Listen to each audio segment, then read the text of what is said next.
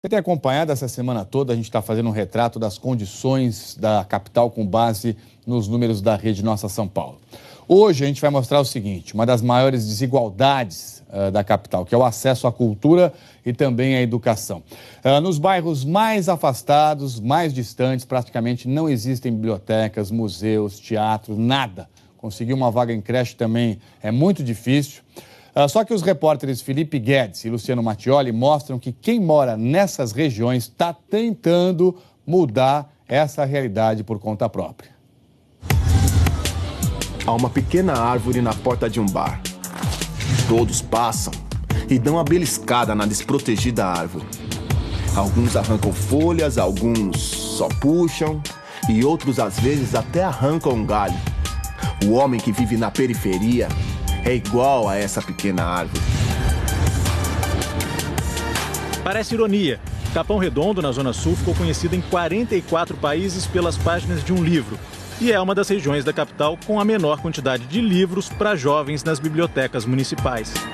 O primeiro livro que eu tive foi na favela do Jangadeiro, com um amigo meu, a mãe dele estava largando a casa dele, e ele falou, minha mãe deixou esses livros aí, e foi o primeiro livro que eu tive, um do Hermann Hesse usado, e depois disso eu ia daqui para Santa Amaro, de ônibus é meia hora, eu pegava ônibus para ir lá e comprava os livros mais baratos no sebo, assim, era muito difícil ter um livro. Essa é uma das bibliotecas aqui da casa, né? Essa é uma das bibliotecas, no espaço é cheio de livros, onde eu posso colocar livros, tem livros. O que é uma raridade aqui no Capão. O que é uma raridade, aqui são 380 mil habitantes hoje, e não tem uma biblioteca pública, nem uma biblioteca privada aqui no bairro. Foi o Ferrez que escreveu Capão Pecado, um romance que conta a história de um garoto que sonha em ser escritor e se apaixona pela namorada do melhor amigo. Tudo isso no Capão Redondo. Hoje ele continua escrevendo, tem uma marca de roupas e criou uma ONG, que atende 100 crianças e emprega 7 pessoas do bairro. Assim, essa é a arma dele contra uma das principais carências da região, a falta de acesso à cultura. E quando a pessoa lê, ela desenvolve o senso crítico. E o senso crítico ajuda ela a tomar melhores decisões. Então, uma menina que lê a partir dos 10 anos de idade ou antes disso, ela não vai querer engravidar com 14, porque o senso crítico dela vai fazer ela falar, não, peraí, aqui tem mais sofrimento e aqui tem mais felicidade. A leitura, ela potencializa várias coisas. De todos os 40 indicadores medidos pelo mapa da desigualdade, a diferença na quantidade de livros para crianças e jovens em cada distrito é a mais gritante. No da Consolação fica o maior acervo e no Capão Redondo o menor. No desigualtômetro a diferença é de 2.575 vezes, mas tem 37 distritos onde não existem livros infanto-juvenis em bibliotecas públicas. Das mãos do Rafael saem muitos livros publicados na periferia. Ele não escreve profissionalmente, mas imprime e encaderna uma produção literária que muita gente fora daqui nem imagina que existe. A gente leva 1h30 para chegar no centro aqui num dia normal. Então, para uma pessoa que está com pequena publicação, por exemplo, se ele vende todos os livros deles, ele tem que tirar pelo menos uns 3 dias da vida dele para poder ir no centro, fazer esse arranjo, fazer o pedido, buscar coisa e trazer para cá, né? Então, acho que a gente conseguindo fazer tudo aqui na Quebrada, a gente pode até ser um pouco mais criativo. Pensar um financiamento um pouco mais alternativo, receber dessa pessoa a longo prazo. A gráfica do Rafael fica numa agência cultural no Capão Redondo, uma ideia de jovens da Quebrada para apoiar os artistas daqui. Aqui é a Agência Cultural da Quebrada. Isso, aqui é a Agência Popular Solano Trindade, inspirado no poeta do povo, né, o Solano Trindade. E aqui também é o primeiro coworking da periferia, né? Não é só na Zona Oeste, na Vila Madalena, em Pinheiros que tem. Aqui também a gente tem esse espaço dedicado a atender esse empreendedor cultural, né? Podem vir aqui, compartilhar o espaço, né?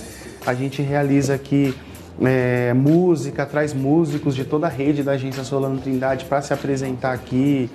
Tem a rádio, que a gente grava aí todos os eventos que tem aqui na periferia, criando mesmo um acervo digital de todo esse trabalho que a agência acaba realizando, né? Até bem pouco tempo atrás, São Mateus, aqui na Zona Leste, fazia parte dos distritos que não tinham nenhum centro cultural na capital. Só que de um ano para cá, essa realidade mudou. Olha aqui, ó, Instituto Cultural. Tá ouvindo? Aqui 150 crianças fazem vários cursos. Um deles está tendo apresentação agora, olha.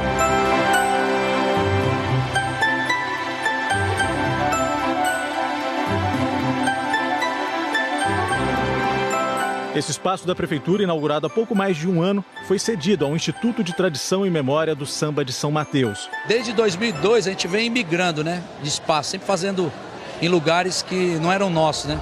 E essa conquista aqui, faz um ano, foi uma ação dos sambistas de conquistar esse espaço mesmo, de ter um espaço nosso para guardar essa memória, né? A desigualdade entre os distritos da capital, onde tem centros culturais, aumentou no último ano. A Sé é a região com mais opções e é assim desde 2006, quando a Rede Nossa São Paulo começou a avaliar esse indicador. Mas a região com menos centros culturais mudou do Sacomã para o Grajaú. E em 53 distritos, esse índice é zero, como na Moca, em Parelheiros e no Campo Belo. Os indicadores culturais pioram à medida que a gente sai do centro para a periferia. Nas regiões mais distantes, praticamente não tem cinema, museu, teatro e salas de concerto. Na educação, essa lógica é um pouco diferente. Como muitos pais trabalham no centro, procuram vagas nas pré-escolas municipais nessa região. O resultado é que a Sé é o distrito que menos atende a essa procura. E quando o assunto é creche, a Zona Sul continua tendo as maiores filas. Na Vila Andrade, região do Campo Limpo, só 4 em cada 10 crianças conseguiram vaga numa creche pública. A Andréia enxergou nessa carência uma oportunidade. Ela sempre foi babá e hoje usa a casa dela para cuidar de 3 crianças. São filhos de vizinhas que precisam trabalhar fora e pagam para ela R$ 250 por mês. Tem mãe que já tem mais de 2 anos que colocou o nome das crianças na creche, que não saiu. E aí, se não são os vizinhos tomando conta, ela não trabalha. Aí elas não trabalham. Agora, isso movimenta a tua casa inteira, né? Todo mundo ajuda. Ajuda. Acaba ajudando a minha irmã, acaba ajudando minha filha, meu pai, minha mãe, todo mundo ajuda. Enquanto lá na Vila Andrade conseguir uma vaga em creche é muito difícil, aqui em Guaianazes a realidade é outra e é muito melhor, viu? Esse é um distrito onde praticamente toda mãe que quer colocar um filho numa creche da prefeitura consegue. Nessa, por exemplo, as crianças entram às 7 da manhã, ficam até às 5 da tarde e todos os dias fazem 5 refeições. As diversas vivências que elas participam, lúdicas, com música, com teatro, com contações de história, brincadeiras no parque que vão ampliando esses movimentos, tudo isso faz parte de situações que eles vivem. A Cláudia Honora tem 3 filhos, 2 estudaram aqui e agora é a vez do João. Aqui a adaptação é a mãe junto. Então, eu não conhecia a professora. E aí, nessa adaptação, eu comecei a conversar com ela, falar sobre o que ele gosta, o que ele não gosta, né? Quando ele fica de férias, ele fala: mãe, quero ir pra creche, mãe, quero ver as tia, mãe.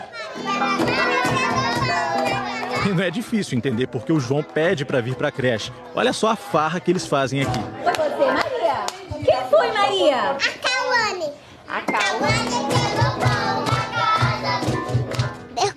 Segurar, né? Eu sabia, por causa eu vou cantar uma música linda mesmo. Vamos começar?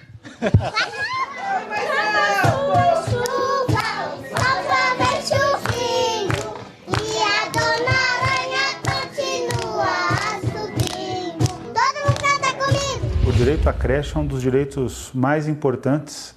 É parte constituinte do direito à educação e, fundamentalmente, é um direito da criança. Mas é um direito da criança que tem um forte impacto também no direito dos pais ao trabalho e no direito dos pais, inclusive, de se sentirem seguros no desenvolvimento dos seus filhos, né?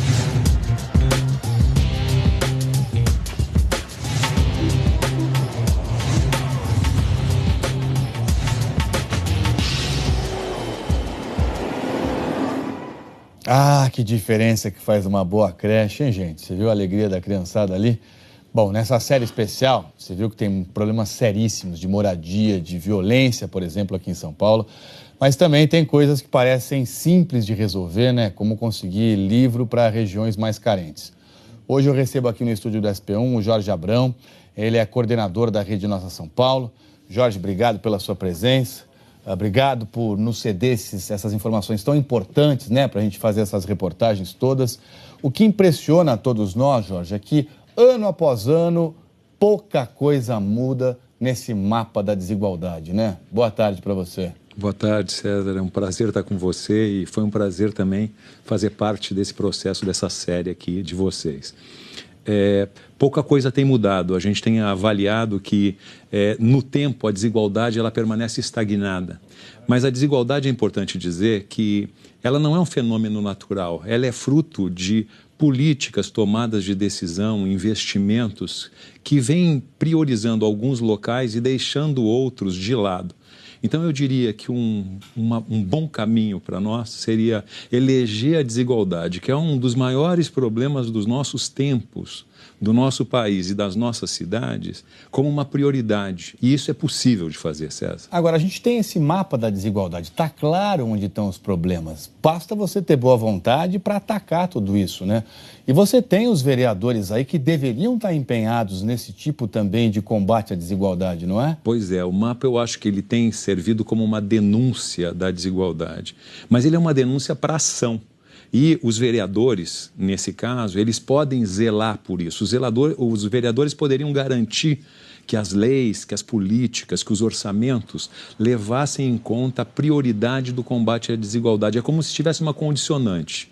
Tal investimento, tal lei contribui para a redução das desigualdades, vamos avançar. Se não contribui, ela não deve ser a prioridade da cidade. E as prefeituras regionais poderiam fazer alguma coisa também nesse sentido? Olha, um dos caminhos por parte do poder executivo da prefeitura, seguramente é o da descentralização nesse sentido, porque as prefeituras regionais, Tralli, elas estão reduzidas no seu papel, elas poderiam fazer muito mais, elas estão reduzidas à zeladoria, mas elas poderiam estar atuando porque elas têm a percepção do local. Elas estão ali, né? Elas estão ali. Então, aproveitar melhor esse potencial que existe para que a perspectiva dos locais possa entrar no planejamento da cidade é fundamental. E aí, para isso, as decisões de orçamento e de investimento de recursos nesses locais. Jorge, muito obrigado pela sua presença aqui no SP1. A gente espera que a Prefeitura veja, né, e reveja todas essas reportagens nossas, que pegue esse mapa da desigualdade e que trabalhe com afinco, com determinação para reduzir tudo isso. O mapa está claro, é ir para cima, portanto, desses pontos ruins aí em toda a cidade de São Paulo. Certo? Obrigado mais uma vez, a você, parabéns Tralli. a todos vocês. Obrigado.